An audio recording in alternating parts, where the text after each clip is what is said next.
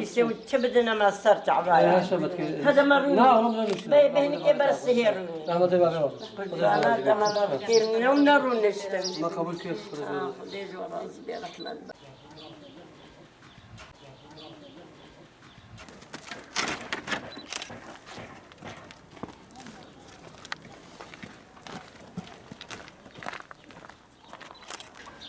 طيب الخاطر ها وش سنة أخذ زمانية كتبلك الحويس Bu yılki Ramazan ayı faaliyetleri kapsamında Ramazan ayı başından başlayarak gıda kolisi dağıtmaya başladık ve hala dağıtmaya devam ediyoruz.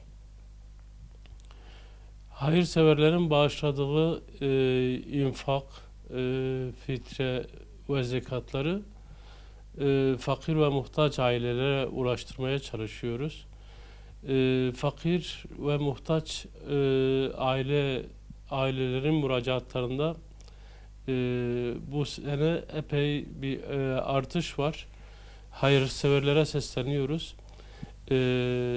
Bu fakir ve muhtaç ailelere ulaşmak için desteklerinizi, infaklarınızı bekliyoruz. Bizler hayırseverlerle fakir ve muhtaçlar arasında bir köprüyüz. Bu Ramazan ayında özellikle fakirin ve muhtaçların halinden anlamak için zaten oruç tutuyoruz. Bu oruçlarımızın şimdiden kabul olmasını dileyerek bir de fakirlerin halinden anlamamız lazım. Onun için daha fazla infak, daha fazla hayır işlemek ve daha fazla fakir ve muhtaca yardımcı olmak için lütfen bizleri arayın.